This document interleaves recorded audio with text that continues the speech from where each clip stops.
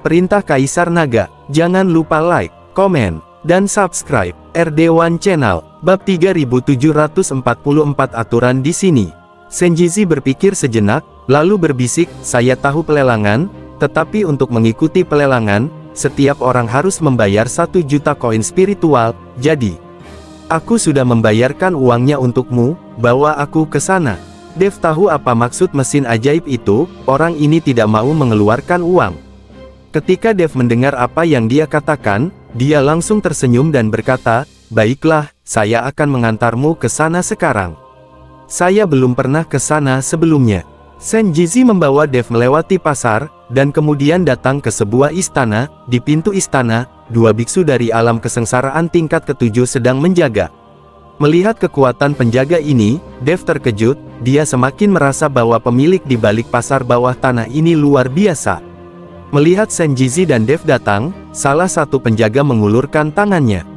Dev tertegun, dan Senjizi buru-buru berkata, beri aku uangnya. Baru setelah itu Dev mengerti, dan dia segera mengeluarkan 2 koin roh emas ungu dan menyerahkannya. Melihat koin roh emas ungu, kedua penjaga itu mengelak ke kiri dan ke kanan, lalu mereka berdua melambai ringan pada saat yang bersamaan. Dev dan mesin dewa sama-sama diselimuti aura misterius. Aura ini seperti perisai spiritual, membungkus keduanya.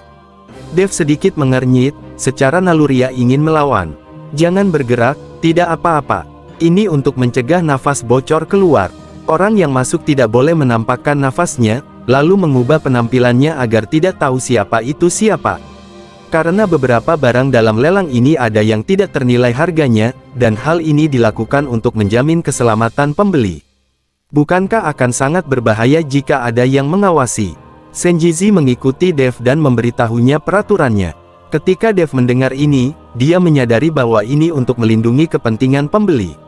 Hal ini juga untuk mencegah jika banyak orang memperebutkan barang yang sama, pembeli akhir pasti akan diawasi secara diam-diam, tetapi jika Anda tidak mengetahui identitas pembeli atau bahkan mendeteksi nafasnya, Anda tidak akan tahu siapa dia saat itu, kamu meninggalkan pelelangan siapa.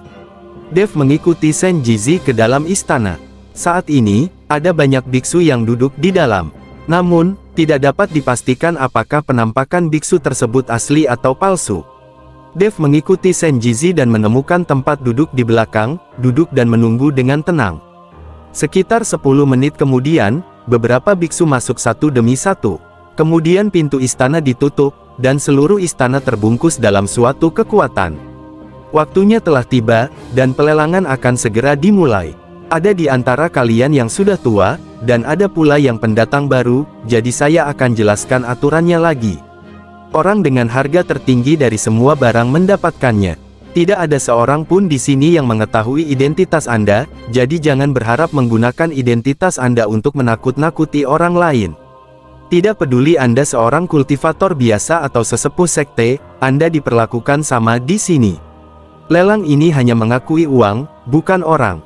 Tidak seorang pun boleh berpikir untuk membuat masalah di sini, jika tidak, Anda akan bertanggung jawab atas konsekuensinya.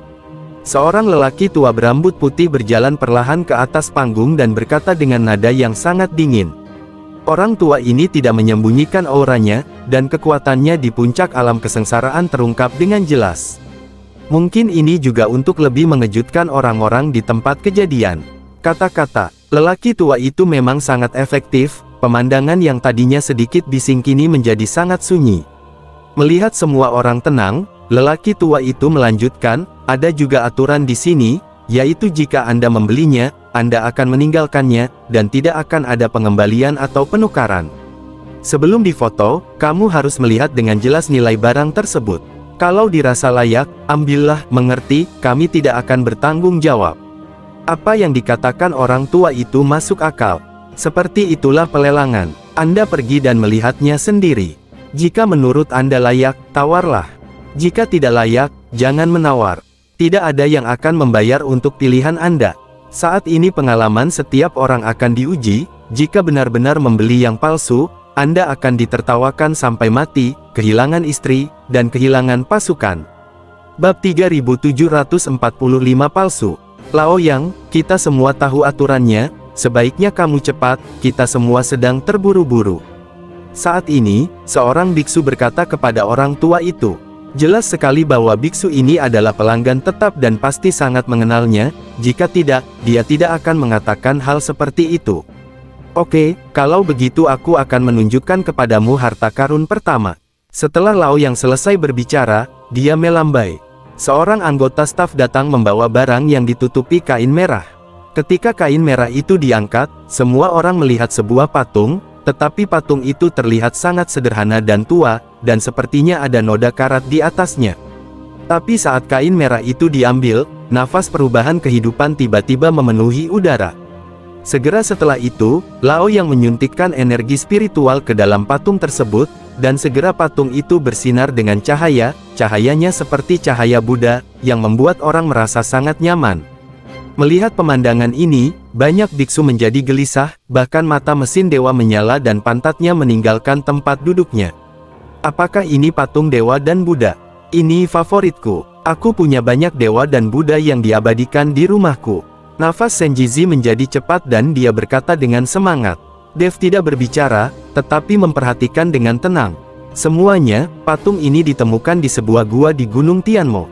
Anda juga harus tahu bahwa Gunung Tianmo kami pernah menjadi medan perang antara dewa dan iblis.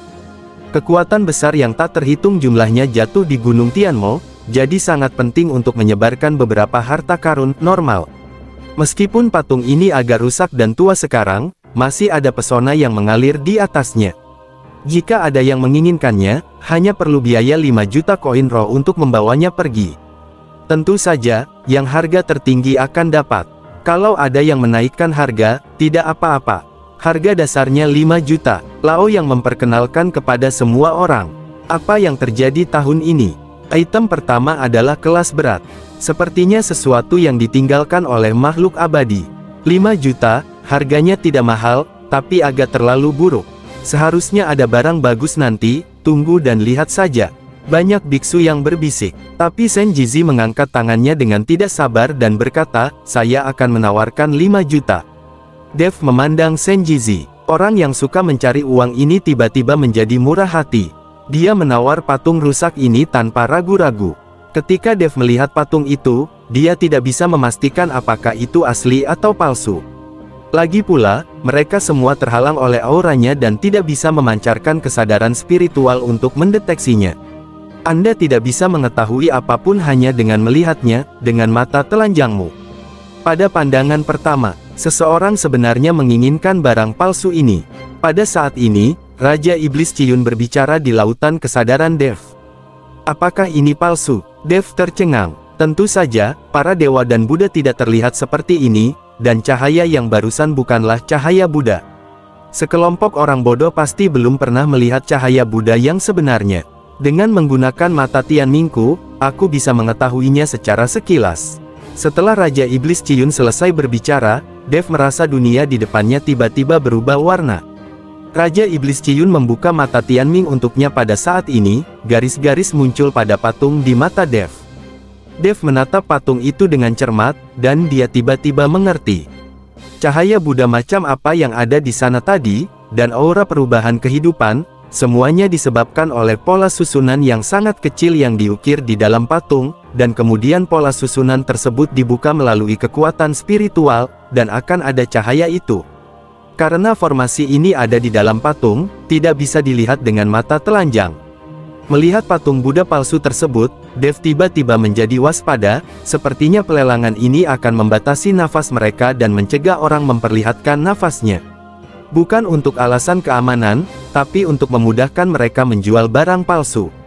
Toh tidak ada satupun yang bisa dideteksi dengan memancarkan aura kesadaran spiritual, namun sulit dibedakan dengan mata. Dalam hal ini, Anda bisa terang-terangan menjual barang palsu tanpa takut ketahuan. Bab 3746, Kapitalis Jahat. Benar saja, darah setiap kapitalis itu kotor. Dev tidak bisa menahan perasaan jijik di dalam hatinya. Siapapun yang bisa membuka pasar bawah tanah dan pelelangan seperti itu harus ada di sini demi uang. Karena ini demi uang, maka Anda akan melakukan apapun. Ini mungkin sifat manusia. Saya akan membayar 6 juta. Seseorang juga mengangkat tangannya dan menawarkan harga. Hal ini membuat Senjizi sedikit mengernyit, dan jantungnya bergetar.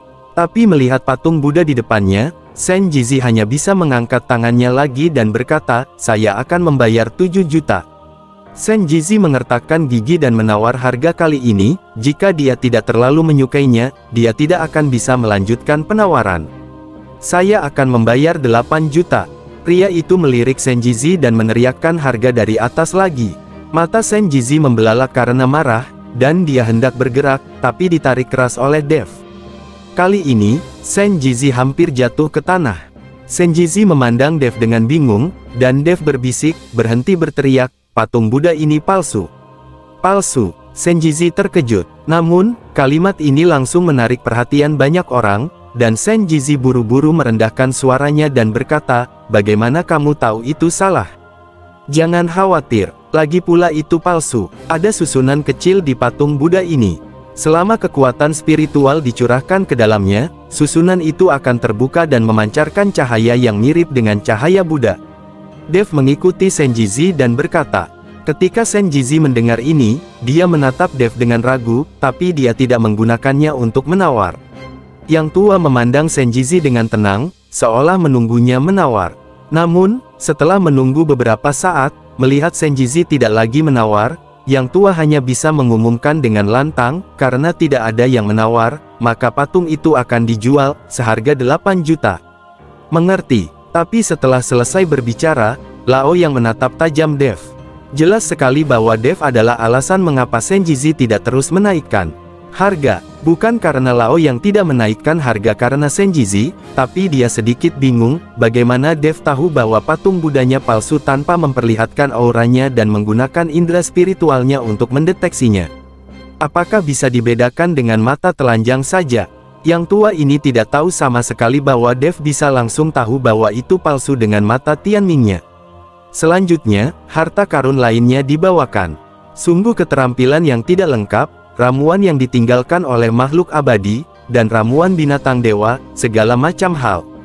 Namun, Dev melihatnya dengan mata Tianming dan menemukan bahwa kebanyakan dari mereka palsu, dan tidak memiliki kesederhanaan sama sekali. Namun ada banyak biksu yang menawarnya satu demi satu. Dev juga tidak berdaya. Sekarang aura mereka di penjara, terus terang, bahkan jika mereka membuka mata dan buta, mereka tidak dapat melihat yang palsu. Tidak ada cara untuk membedakan mereka. Disebut juga karena alasan keamanan, namun tampaknya lelang ini adalah penipuan. Hati Dev menjadi dingin. Jika dia mengetahui hal ini, dia tidak akan datang. Itu akan membuang-buang 2 juta koin roh. Dev bangun dan berencana pergi, hanya buang-buang waktu saja di sini.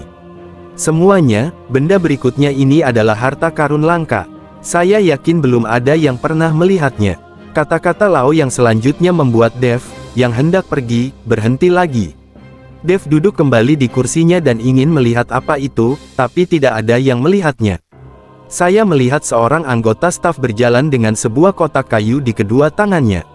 Kotak kayu itu ditutupi dengan amplop merah. Setelah ditempatkan dengan hati-hati, stafnya mundur. Lao yang dengan lembut memegang salah satu sudut kain merah dengan satu tangan, dan kemudian berkata, "Semuanya, lihatlah dengan mata terbuka lebar. Saya berani mengatakan bahwa tidak ada di antara kalian yang pernah melihat harta karun seperti ini. Lao Yang, cepatlah, jangan sok, aku sedang terburu-buru." Seorang biksu berteriak keras. "Oke," teriak Lao Yang, lalu membuka kain merah itu. Saya melihat kotak kayu itu dikelilingi oleh transparansi, dan di dalam kotak kayu itu ditempatkan tulang lengan. Bersambung.